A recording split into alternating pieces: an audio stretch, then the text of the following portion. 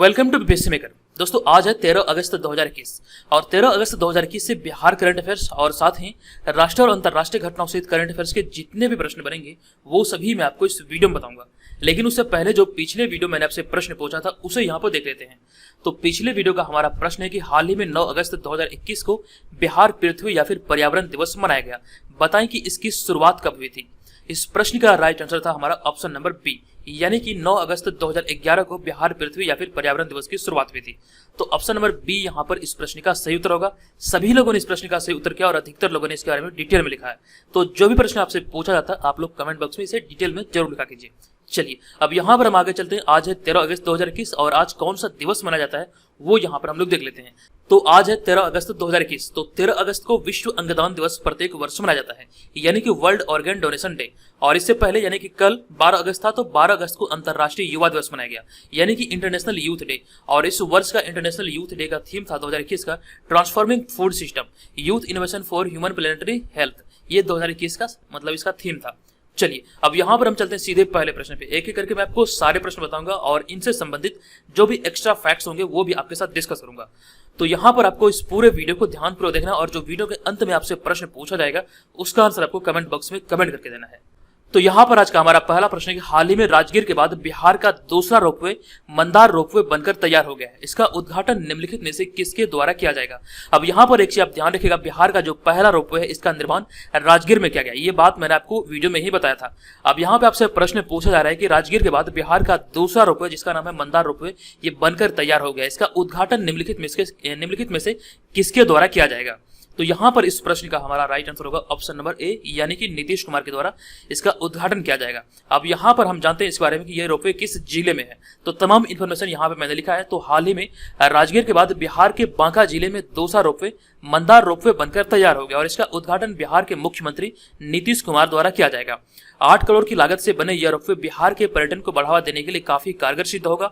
और यहाँ पे अगला और सबसे इंपॉर्टेंट पॉइंट लिखा गया, इस रोपवे का शिलान्यास तत्कालीन मुख्यमंत्री जीतन राम मांझी ने किया था। तो ये सारे पॉइंट्स यहाँ पे आपको याद रखना है, ठीक है। अब इसकी जो इस रोपवे की जो लंबाई है तकरीबन कह सकते हैं 700 से 800 मीटर के आसपास है। ये यहाँ पर ध्यान रखिएगा।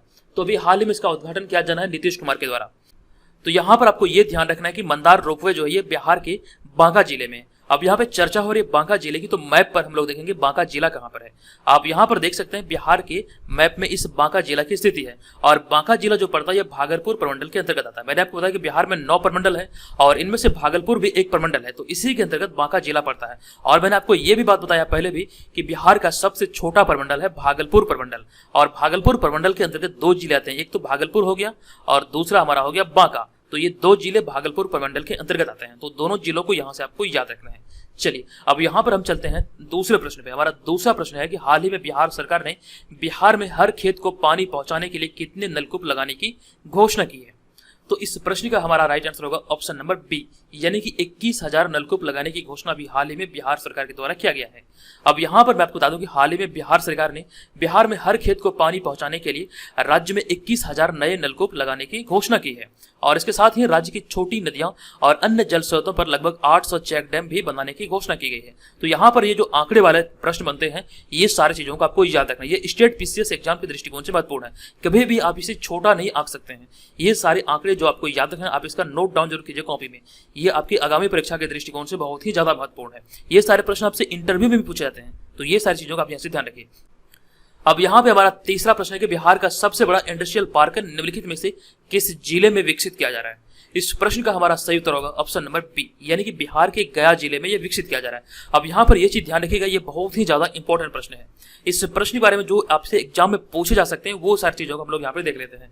तो बिहार के गया जिले के 1600 एकड़ जमीन पर राज्य का सबसे बड़ा इंडस्ट्रियल पार्क विकसित किया जा रहा है, ठीक है। ये आपको यहाँ से ध्यान रखना है। और इस इंडस्ट्रियल पार्क में 30% ग्रीन जोन को भी विकसित किया जाएगा और इस पार्क के विनिर्माण पर आने वाले खर्च का वहन बिहार सरकार तथा केंद्र सरकार 50-50% करेगी। तो ये सारे कुछ आंकड़े हैं जो कि आपको याद रखना है।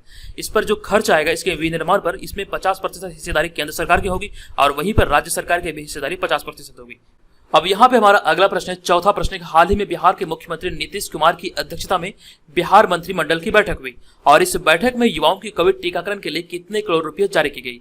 इस प्रश्न का हमारा सही उत्तर होगा ऑप्शन नंबर बी, यानी कि 169 करोड़ रुपए जारी किया गया। अब यहाँ पर मैं आपको इस प्रश्न के बारे में विस्तार पूर्वक बता दूं कि हाल ही में मुख्यमंत्री नीतीश कुमार की अध्यक्षता में बिहार मंत्रिमंडल की बैठक हुई, जिसमें कि 7 प्रस्ताव को स्वीकृति दी गई है। और यहाँ पे आगे लिखा गया, इस बैठक में टीकाकरण के लिए 1000 करोड़ रुपए की मंजूरी दी गई और इसके साथ ही इसमें 169 करोड़ रुपए 6 करोड़ युवाओं को मुफ्त टीकाकरण के लिए जारी की गई है। ये आपको यहाँ पर याद रखना है। और इसके अतिरिक्त इसमें पथ निर्माण विभाग से जुड़े 3 प्रस्ताव, नगर विकास और आवास विभाग से जुड़े हुए 1 प्रस्ताव, स्वास्थ्य विभाग से जुड़ा 1 प्रस्ताव और पशुपालन एवं मत्स्य विभाग से जुड़ा हुआ 1 प्रस्ताव शामिल है। तो कुल मिला के 7 प्रस्ताव के भी हाल ही में स्वीकृति दी गई, जिसके अंतर्गत यहाँ पे मैंने आपको बताया कि 169 करोड़ रुपए जो मतलब मंजूरी दी गई है, ये बिहार के 6 करोड़ युवाओं को मुफ्त टीकाकरण के लिए दिया गया है। अब यहाँ पे हम बढ़ते हैं अगले प्रश्न पे। हमारा अगला प्रश्न है, 5वां प्रश्न, कि हाल ही में भारत के निम्नलिखित में से किस एयरपोर्ट को भारत तथा मध्य एशिया के सर्वश्रेष्ठ एयरपोर्ट का पुरस्कार मिला है। इस प्रश्न का हमारा राइट आंसर होगा ऑप्शन नंबर डी, यानी कि इंदिरा गांधी अंतरराष्ट्रीय एयरपोर्ट को भी हाल ही में भारत तथा मध्य एशिया का सर्वश्रेष्ठ एयरपोर्ट का पुरस्कार दिया गया है। अब यहाँ पर मैं आपको इस प्रश्न के बारे में बता दूं कि हाल ही में स्काई ट्रैक द्वारा जारी दिल्ली के इंदिरा गांधी अंतरराष्ट्रीय एयरपोर्ट को भारत तथा मध्य एशिया का सर्वश्रेष्ठ एयरपोर्ट का पुरस्कार मिला है और इंदिरा गांधी अंतरराष्ट्रीय एयरपोर्ट को लगातार तीसरे वर्ष यह पुरस्कार दिया गया है। यानी कि यहाँ पे भारत श्रेणी की बात किया जाए तो भारत में सर्वश्रेष्ठ एयरपोर्ट का भी अवार्ड इसको दिया गया, इंदिरा गांधी अंतरराष्ट्रीय एयरपोर्ट को। लेकिन यहाँ पे अगर हम बात करें, जबकि यह विश्व के शीर्ष 50 एयरपोर्ट की सूची में ये 45वें स्थान पर है। ये भी बात आपको यहाँ पर ध्यान रखना है। यहाँ पे आगे लिखा गया, स्काई ट्रैक वर्ल्ड अवार्ड की इस सूची में इंदिरा गांधी अंतरराष्ट्रीय एयरपोर्ट के बाद हैदराबाद एयरपोर्ट को भारत में सर्वश्रेष्ठ हवाई अड्डे के रूप में चुना है, यानी कि दूसरे स्थान पर है हैदराबाद एयरपोर्ट। तो ये यहां से आप याद रखेंगे। चलिए अब यहां पर चलते हैं अगले प्रश्न में। हमारा अगला 6ठा प्रश्न है कि हाल ही में मोहम्मद मोखबर निम्नलिखित में से किस देश के पहले उपराष्ट्रपति बने हैं। मोस्ट इंपोर्टेंट प्रश्न, ये ध्यान रखिएगा, किस देश के पहले उपराष्ट्रपति बने हैं। इस प्रश्न का हमारा राइट आंसर होगा ऑप्शन नंबर बी, यानी कि ईरान के पहले उपराष्ट्रपति बने हैं मोहम्मद मोखबर। अब यहाँ पर मैं आपको इस प्रश्न के बारे में बता दूं कि हाल ही में ईरान के नए राष्ट्रपति इब्राहिम रईसी ने मोहम्मद मोखबर को ईरान के पहले उपराष्ट्रपति के रूप में नामित किया है। मोहम्मद मोखबर संयुक्त राज्य अमेरिका द्वारा स्वीकृत एक राज्य स्वामित्व वाले फाउंडेशन के अध्यक्ष हैं, जिसे कि नए राष्ट्रपति इब्राहिम रईसी के द्वारा ईरान के पहले उपराष्ट्रपति के रूप में नामित किया गया है। आप यहाँ पर इस इमेज में इनको देख सकते हैं। अब यहाँ पे मैंने कुछ इंपॉर्टेंट चीजों को ऐड किया है जो कि बहुत ही ज्यादा इंपॉर्टेंट है, ये आप यहाँ पर देख सकते हैं। तो हाल ही में ईरान में हुए राष्ट्रपति चुनाव में इब्राहिम रईसी 62% वोट प्राप्त किए थे और ये विजयी हुए थे और वे 5 अगस्त 2021 को ईरान के 8वें राष्ट्रपति के रूप में शपथ ग्रहण किए थे। ये सारी इन्फॉर्मेशन ऑलरेडी मैं आपको दे चुका हूँ। अब यहाँ पे अगला पॉइंट लिखा गया, इस शपथ समारोह के दौरान भारतीय विदेश मंत्री सुब्रमण्यम जयशंकर भी मौजूद थे। तो यहाँ से आपको ये याद रखना है कि जो ईरान के राष्ट्रपति अभी हाल में बने हैं 5 अगस्त को, जिनका नाम है इब्राहिम रईसी, तो इसके शपथ ग्रहण समारोह में भारतीय विदेश मंत्री जो कि सुब्रमण्यम जयशंकर भी मौजूद थे। चलिए अब यहाँ पर हम चलते हैं आगे और आपको एक इन्फॉर्मेशन दे दूं कि जो लोग घर बैठे 67वें बीपीएससी प्रारंभिक परीक्षा और बीपीएससी सीडीपीओ इन दोनों परीक्षाओं की तैयारी में लगे हैं, तो यहाँ पर हमारे पेड ग्रुप को ज्वाइन करके अपनी तैयारी को बेहतर कर सकते हैं। साथ ही साथ यहाँ पर आप हमारे इस पेड ग्रुप के तहत आप टेस्ट सीरीज को भी अटेंड कर सकते हैं। यहाँ पर आपको 50 टेस्ट सीरीज देखने को मिलेगा, जो कि आपकी तैयारी का आकलन करेगा कि आगामी परीक्षा के दृष्टिकोण से आप कितने तैयार हैं। और इसके अतिरिक्त यहाँ पर आपको करंट अफेयर्स मिलेगा, जो कि डेली और मंथली करंट अफेयर्स मिलेगा, जो कि 1 वर्ष की वैलिडिटी के साथ होगा। इसके अतिरिक्त यहाँ पर आपको संपूर्ण बिहार जी के बीपीएससी प्रीवियस ईयर क्वेश्चन, ये सारे पीडीएफ यहाँ पर आपको पेड ग्रुप के तहत प्रोवाइड किया जाएगा। आपको इस व्हाट्सएप नंबर पे pre21 लिख के मैसेज करना है। ध्यान रहे, आपको कॉल नहीं करना है बल्कि मैसेज करना है। और उसके बाद यहाँ पर आपको कुछ डेमो पीडीएफ मिलेगा। उसके बाद आप निर्धारित करेंगे कि इसे आपको ज्वाइन करना है या फिर नहीं। तो ऑलरेडी से बहुत सारे मेंबर ज्वाइन कर चुके हैं, तो आप भी इसे ज्वाइन करके अपनी तैयारी का आकलन कर सकते हैं, आपकी तैयारी कितनी अच्छी है। अब यहाँ पे हमारा अगला प्रश्न है, 7वां प्रश्न, इंटरनेट गवर्नेंस फोरम 2021 की मेजबानी निम्नलिखित में से कौन सा देश करेगा। तो इस प्रश्न का हमारा सही उत्तर होगा ऑप्शन नंबर बी, यानी कि भारत इसका मेजबानी करेगा। ऑप्शन नंबर बी यहाँ पर इस प्रश्न का सही उत्तर होगा। अब यहाँ पर मैं आपको इस प्रश्न के बारे में बता दूं कि हाल ही में इंटरनेट गवर्नेंस फोरम यानी कि IIGF 2021 के शुभारंभ की घोषणा की गई और इस 3 दिवसीय समारोह का आयोजन 20 अक्टूबर 2021 को होगा और इसके पहले संस्करण का मेजबानी भारत करेगा। अर्थात यहाँ पर आपको ये ध्यान रखना है, ये जो आयोजन 20 अक्टूबर 2021 को होगा, 3 दिवसीय समारोह है, इसका जो पहले संस्करण का आयोजन होगा ये भारत द्वारा किया जाएगा। आपको यहाँ पर ध्यान रखना है, ये इसका पहला संस्करण है जिसका मेजबानी अभी हाल ही में भारत द्वारा किया जाएगा 20 अक्टूबर 2021 को। अब यहाँ पे आगे सबसे इंपॉर्टेंट पॉइंट है, ये आपको याद रखना है कि इंटरनेट गवर्नेंस फोरम 2021 की बैठक का विषय है डिजिटल इंडिया के लिए समावेशी इंटरनेट, अर्थात inclusive internet for digital India. ये इसका थीम है 2021 का पहले संस्करण का, ये यहाँ पर आप याद रखिए। अब यहाँ पर चलते हैं अगले प्रश्न पे। हमारा अगला 7वां प्रश्न है कि हाल ही में लहासा हवाई अड्डे पर नया टर्मिनल शुरू किया गया है, निम्न में से किस देश में है? तो इस प्रश्न का राइट आंसर होगा ऑप्शन नंबर बी, यानी कि ये तिब्बत में है। अब यहाँ पर मैं आपको इस प्रश्न के बारे में बता दूं कि हाल ही में चीन ने तिब्बत की राजधानी लहासा स्थित हवाई अड्डे पर नवनिर्मित विस्तारित टर्मिनल शुरू किया है। ये आप यहाँ से याद रखेंगे। अब यहाँ पे अगला पॉइंट लिखा गया, इसका लक्ष्य रणनीतिक हिमालयी क्षेत्रों में परिवहन संबंधी बुनियादी ढांचाओं का विस्तार करना है और इसे दक्षिण एशिया के बड़े वैश्विक यातायात के केंद्र के रूप में स्थापित करना इसका लक्ष्य है, जिसे कि अभी हाल ही में चीन ने शुरू किया है यहाँ पर तिब्बत की राजधानी लहासा में। अब यहाँ पे आगे लिखा गया, तिब्बत की राजधानी लहासा भारत के अरुणाचल प्रदेश के राज्य के निकट है और अरुणाचल प्रदेश की राजधानी है ईटानगर।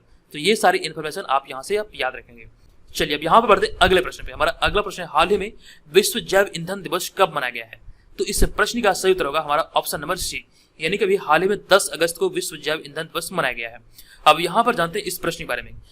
तो पारंपरिक जीवाश्म ईंधन के विकल्प के रूप में गैर जीवाश्म ईंधन के महत्व के बारे में जागरूकता पैदा करने के लिए प्रतिवर्ष 10 अगस्त को विश्व जैव ईंधन दिवस के रूप में मनाया जाता है। ये आपको ध्यान रखना है कि प्रतिवर्ष ये 10 अगस्त को ये मनाया जाता है। अब यहाँ पे अगला और सबसे इंपॉर्टेंट पॉइंट को मैंने ऐड किया है। इस दौरान प्रधानमंत्री नरेंद्र मोदी ने उज्ज्वला योजना के दूसरे चरण यानी कि उज्ज्वला 2.0 योजना को उत्तर प्रदेश से लॉन्च किया है। ये आप यहाँ से याद रखेंगे और इसके पहले चरण की भी शुरुआत जो हुई थी ये उत्तर प्रदेश से ही हुई थी। तो यहाँ से ये तमाम इन्फॉर्मेशन आपको याद रखना है।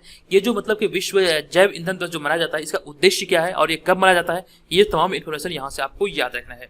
अब यहाँ पे चलते हैं अगले प्रश्न पे। हमारा अगला प्रश्न, हाल में प्रधानमंत्री नरेंद्र मोदी ने देश को खाद्य तेलों के क्षेत्र में आत्मनिर्भर बनाने के लिए कितने करोड़ रुपए के निवेश के साथ एक राष्ट्रीय मिशन की घोषणा की है?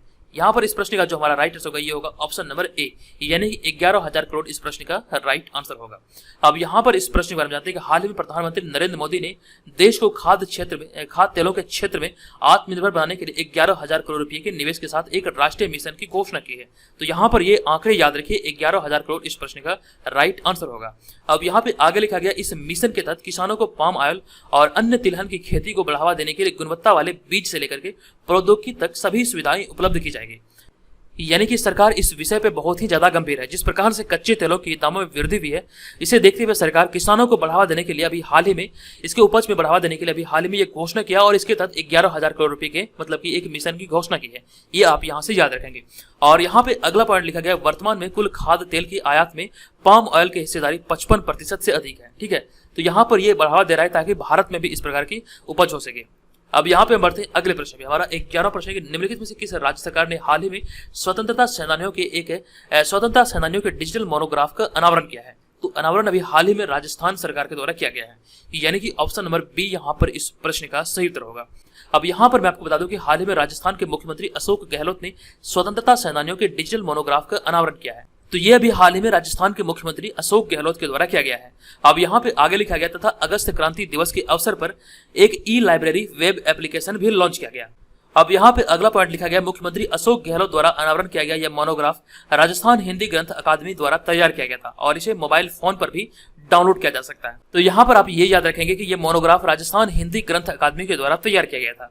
अब यहाँ पे चलते हैं अगले प्रश्न में। हमारा अगला प्रश्न है 12वां प्रश्न, कि हाल ही में निम्नलिखित में से गुजरात सरकार ने आदिवासी क्षेत्रों में कितने नए मेडिकल कॉलेज खोलने की मंजूरी दी है? इस प्रश्न का हमारा राइट आंसर होगा ऑप्शन नंबर ए, यानी कि 5 मेडिकल कॉलेज खोलने की मंजूरी अभी हाल ही में गुजरात सरकार ने दी है। अब यहाँ पर मैं आपको बता दूं कि हाल ही में गुजरात सरकार ने गुजरात के आदिवासी क्षेत्रों में 5 नए मेडिकल खोलने की मंजूरी दी है और गुजरात सरकार अगले 5 वर्षों के दौरान आदिवासियों के कल्याण के लिए वन वधु कल्याण योजना 2 के तहत 1 लाख करोड़ रुपए खर्च करेगी।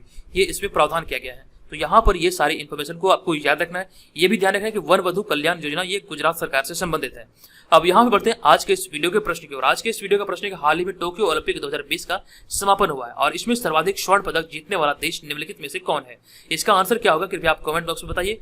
आप चाहें तो यहाँ पर इस बारे में डिटेल में भी लिख सकते हैं। और जो लोग पेड ग्रुप को ज्वाइन करने इच्छुक हैं, इस नंबर पर आप में pre21 लिख के मैसेज करें। ध्यान रखिए आपको कॉल नहीं करना, आपका कॉल को पिकअप नहीं किया जाएगा। तो आप लोग यहाँ पे कॉल नहीं करें, ठीक है? सभी के कॉल का रिप्लाई देना पॉसिबल नहीं है। आप लोग व्हाट्सएप पे मैसेज करें, यहाँ पर ये सारी प्रक्रिया ऑटोमेटिक है। तो आप लोग यहाँ पर डेमो पीडीएफ मंगा के देखिए और इसमें निर्धारित कीजिएगा आपको इसे ज्वाइन करना है या फिर नहीं। तो दोस्तों आज के इस वीडियो में इतना ही, मिलेंगे नेक्स्ट वीडियो में। तब तक के लिए धन्यवाद। जय हिंद।